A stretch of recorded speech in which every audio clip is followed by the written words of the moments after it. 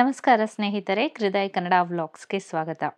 ಭಾದ್ರಪದ ಅಮಾವಾಸ್ಯೆ ಈ ಬಾರಿ ಶನಿವಾರ ಆಗಸ್ಟ್ 23ರಂದು ಬಂದಿರೋದ್ರಿಂದ ಅದನ್ನು ಶನಿ ಅಮಾವಾಸ್ಯೆ ಅಂತ ಕರೆಯಲಾಗತ್ತೆ.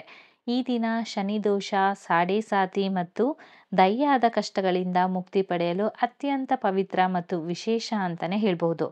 ಆದರೆ ಅಮಾವಾಸ್ಯೆಯ ದಿನ ಮತ್ತು ವಿಶೇಷವಾಗಿ ರಾತ್ರಿ ನಕಾರಾತ್ಮಕ ಶಕ್ತಿಗಳು ಹೆಚ್ಚು ಸಕ್ರಿಯವಾಗಿರೋದ್ರಿಂದ ಕೆಲವು ಕೆಲಸಗಳನ್ನು ಮಾಡುವುದನ್ನು ತಪ್ಪಿಸಬೇಕೆಂದು ಶಾಸ್ತ್ರ ಹೇಳುತ್ತೆ.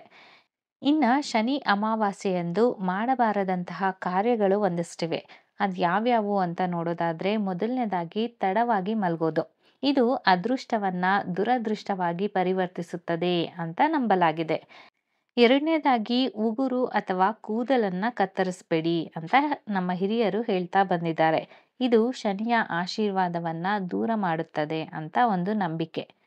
ಇನ್ನು ಮೂರನೇದಾಗಿ ಉಪ್ಪು, ಎಣ್ಣೆ ಮತ್ತು ಕಬ್ಬಿಣವನ್ನು ಈ ದಿನ ಖರೀದಿಸಬೇಡಿ ಅಂತ ಹೇಳ್ತಾರೆ. ಇದನ್ನು ಆರ್ಥಿಕವಾಗಿ ನಷ್ಟಕ್ಕೆ ಕಾರಣವಾಗುತ್ತೆ ಅಂತ ನಂಬಲಾಗಿದೆ. ಇನ್ನು ನಾಲ್ಕನೇದಾಗಿ ಮಾಂಸಾಹಾರ, ಮಾದಕ ದ್ರವ್ಯಗಳನ್ನು ಈ ದಿನ ತಪ್ಪಿಸಿ ಅಂತ ಹೇಳ್ತಾರೆ. ಇದು ಪಾಪದ ಫಲವನ್ನು ಹೆಚ್ಚಿಸುತ್ತದೆ ಅನ್ನುವ ಒಂದು ನಂಬಿಕೆ. ಇನ್ನು ಐದನೇದು, ಯಾವುದೇ ಒಬ್ಬ ಮನುಷ್ಯನಿಗೆ ಅಥವಾ ಪ್ರಾಣಿಗಳಿಗೆ ಹಾನಿಯನ್ನು ಮಾಡಬೇಡಿ ಅಂತ. ನಾಯಿ, ಕಾಗೆ ಅಥವಾ ಬಡವರು ಮನೆ ಬಾಗಿಲಿಗೆ ಬಂದರೆ ಆಹಾರವನ್ನು ನೀಡಿ. ಇದು ಶನಿ ದೇವರ ಕೃಪೆಯನ್ನು ಪಡೆಯುವ ಒಂದು ಮಾರ್ಗ ಅಂತಲೇ ಹೇಳ್ಬೋದು.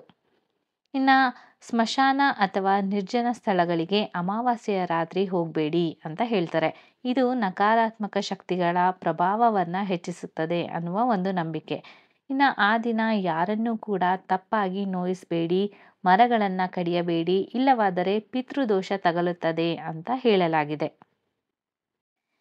ಈ ದಿನ ಧನಾತ್ಮಕ ಶಕ್ತಿಯನ್ನು ಕಾಪಾಡಿಕೊಳ್ಳುವುದು ಅತ್ಯಂತ ಮುಖ್ಯವಾಗಿರುತ್ತೆ. ಶನಿ ದೇವರಿಗೆ ಎಳ್ಳಿನ ಎಣ್ಣೆಯ ದೀಪವನ್ನು ಹಚ್ಚುವುದು, ಹನುಮಾನ್ ಚಾಲಿಸ ಅಥವಾ ಶನಿ ಸ್ತೋತ್ರವನ್ನು ಪಠಣ ಮಾಡುವುದು, ಬಡವರಿಗೆ ಅನ್ನದಾನ ಮಾಡುವುದು, ಇವೆಲ್ಲವೂ ಕೂಡ ಶನಿ ದೋಷ ನಿವಾರಣೆಗೆ ಅತ್ಯಂತ ಫಲಪ್ರದಾಯಕವಾಗಿದೆ. ಒಟ್ಟಾರೆ ಹೇಳೋದಾದರೆ, ಶನಿ ಅಮಾವಾಸ್ಯೆ ಭಯದ ದಿನವಲ್ಲ, ಆದರೆ ಇದು ಒಂದು ಎಚ್ಚರಿಕೆಯ ದಿನ ಅಂತಲೇ ಹೇಳಬಹುದು. ಧರ್ಮಪರ ಕಾರ್ಯ, ದಾನ ಧರ್ಮ ಮತ್ತು ಶನಿದೇವರ ಆರಾಧನೆಯಿಂದ ಈ ದಿನವು ಕಷ್ಟಗಳನ್ನು ದೂರ ಮಾಡಿ ಜೀವನದಲ್ಲಿ ಶಾಂತಿ, ಸಮೃದ್ಧಿ ಮತ್ತು ಸುಖವನ್ನು ನೀಡುತ್ತದೆ. ಈಗಾಗಲೇ ಹೇಳಿದ ಹಾಗೆ ಶನಿ ಅಮಾವಾಸ್ಯೆ ಅಂತ ಅಂದರೆ ಭಯ ಪಡುವ ದಿನವಲ್ಲ, ಇದೊಂದು ಎಚ್ಚರಿಕೆಯ ದಿನ. ಈ ದಿನದಲ್ಲಿ ನಾವೇನು ಮಾಡಬಾರ್ದು ಅನ್ನೋದನ್ನು ತಪ್ಪಿಸಬೇಕು. ಹಾಗೆ ಶನಿ ದೇವರ ಆರಾಧನೆ, ದಾನ ಧರ್ಮ, ಜಪ ಪಠಣಗಳಲ್ಲಿ ತೊಡಗಿದ್ರೆ ನಮ್ಮ ಜೀವನದಲ್ಲಿರುವ ಕಷ್ಟ, ಸಂಕಟಗಳು ದೂರವಾಗಿ ಶಾಂತಿ, ಸಮೃದ್ಧಿ ಮತ್ತು ಸುಖ ಸಂತೋಷಗಳನ್ನು ನೀಡುತ್ತದೆ. ಶನಿ ದೇವರನ್ನು ಪ್ರಾರ್ಥಿಸಿದ್ರೆ ಕರ್ಮಫಲವನ್ನು ಸರಿ ಮಾಡಿಕೊಳ್ಳುವ ದಾರಿ ಸುಗಮವಾಗುತ್ತದೆ. ಆದ್ದರಿಂದ ಈ ಅಮಾವಾಸ್ಯೆಯನ್ನು ಭಕ್ತಿ, ಶ್ರದ್ಧೆ ಮತ್ತು ಸಕಾರಾತ್ಮಕ ಮನೋಭಾವದಿಂದ ಆಚರಣೆ ಮಾಡಿ ಶನಿ ದೇವರ ಅನುಗ್ರಹವನ್ನು ಸಂಪಾದಿಸೋಣ. ಸೊ ನೋಡಿದ್ರಲ್ಲ ಫ್ರೆಂಡ್ಸ್, ಇವತ್ತಿನ ಈ ವಿಡಿಯೋದಲ್ಲಿ ಶನಿ ಅಮಾವಾಸ್ಯೆಯ ದಿನದಂದು ಯಾವ ಕಾರ್ಯಗಳನ್ನು ನಾವು ಮಾಡಬಾರ್ದು ಅಂತ ತಿಳ್ಕೊಂಡಿದ್ದೀರಾ. ಈ ಮಾಹಿತಿ ನಿಮಗೆ ಇಷ್ಟ ಆಯಿತು ಅಂತ ಭಾವಿಸಿದ್ದೀನಿ. ಇಷ್ಟ ಆದಲ್ಲಿ ಈ ವಿಡಿಯೋಗೆ ಒಂದು ಲೈಕ್ ಕೊಟ್ಟು ನಿಮ್ಮ ಅನಿಸಿಕೆ, ಅಭಿಪ್ರಾಯಗಳನ್ನು ಕಮೆಂಟ್ ಬಾಕ್ಸ್ ಮೂಲಕ ತಿಳಿಸ್ಕೊಡಿ. ಹಾಗೆ ಬೇರೆಯವ್ರಿಗೂ ಕೂಡ ಈ ವಿಡಿಯೋವನ್ನು ಶೇರ್ ಮಾಡಿ, ಅವ್ರಿಗೂ ಕೂಡ ಇದರಲ್ಲಿರುವಂತಹ ಮಾಹಿತಿಯನ್ನು ತಿಳಿಸಿ.